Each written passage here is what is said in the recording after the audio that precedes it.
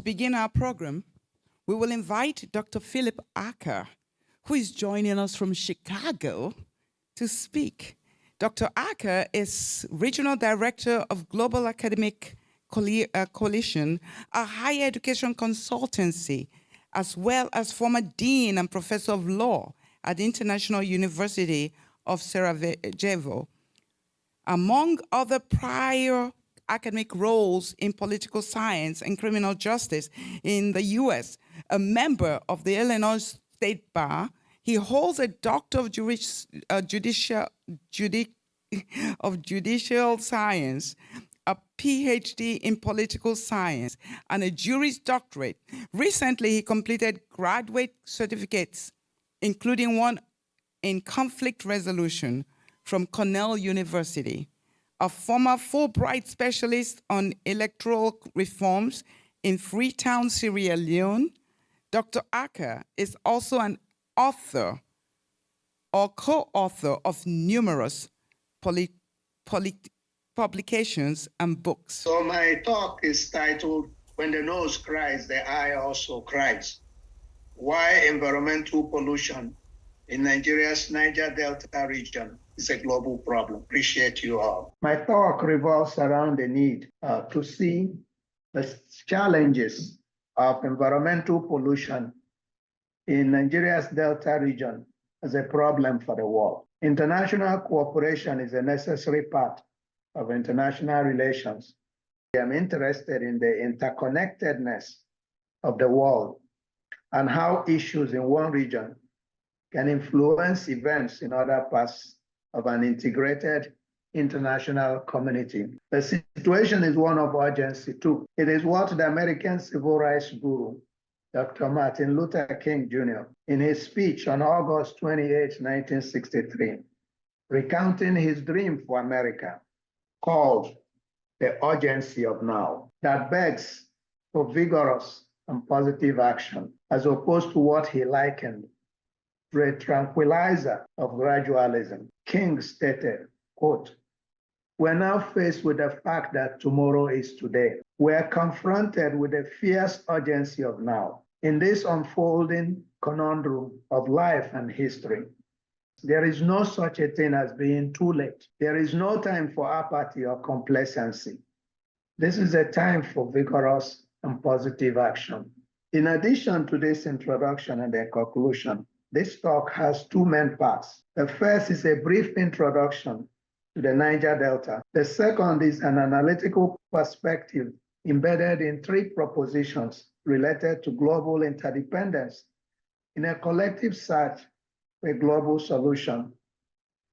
Nigeria is a country in West Africa bordered to the north by Niger. Niger is French-speaking. To the east by Cameroon, to the west by Benin, and to the south by the Atlantic Ocean in the Gulf of Guinea. Before the discovery of oil in Nigeria in commercial quantity in 1956, and the export of crude oil in place of agricultural products in the independence period, the region's rich ecosystem contained one of the highest concentrations of biodiversity. That's how rich this area is. That is now history.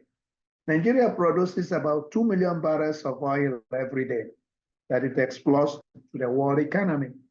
Between 1976 and 2001, for which we have record, about 1.8 million barrels of oil were spilled into the Niger Delta. A UN report states that during this time period, about 6,817, nearly 7,000 spills. Scholars instructively call these spills ecocide.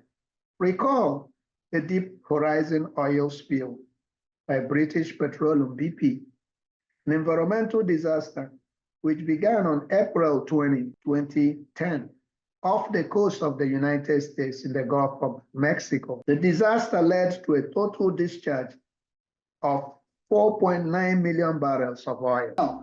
The Deepwater Horizon oil spill is regarded as one of the largest environmental disasters in world history. The cumulative and still ongoing spills in Nigeria towers and dwarfs this mega oil spill in the Gulf of Mexico. The environmental degradation in the Niger Delta, what some analogize to Africa's oil shame, is the price Nigeria pays for its oil wealth. Toxic discharges from oil drilling have caused massive deaths of fishes in agricultural communities. Oil spills remain common in the Niger Delta, with little action by the Nigerian national government and the oil companies to clean up and renaturalize the region. Another factor contributing to environmental degradation in the Niger Delta is natural gas flaring.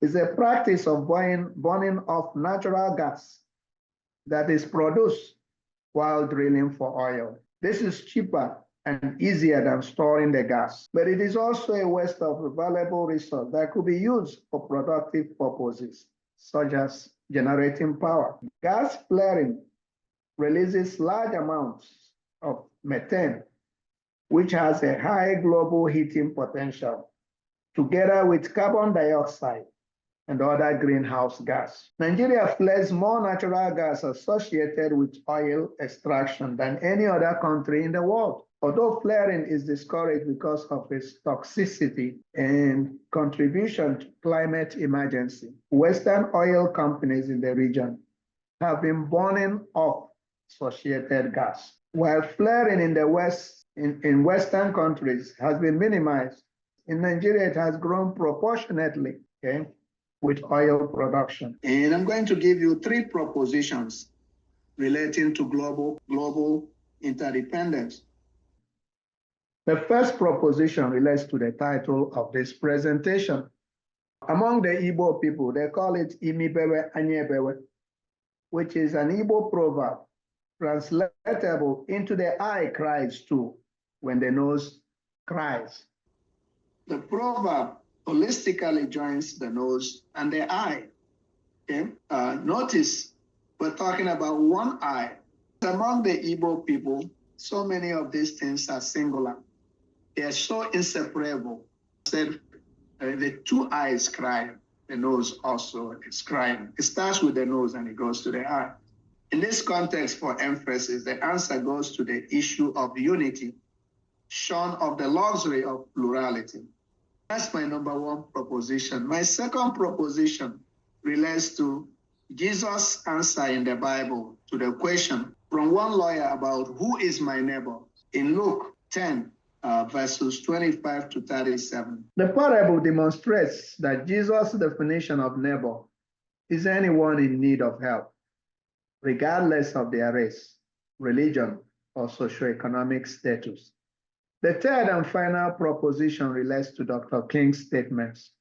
Here again in 1963, Dr. King said that because we are caught in an inescapable network of mutuality tied to a single garment of destiny, where whatever affects one directly affects all indirectly. And this is the key point of his statement. Injustice anywhere is a threat to justice.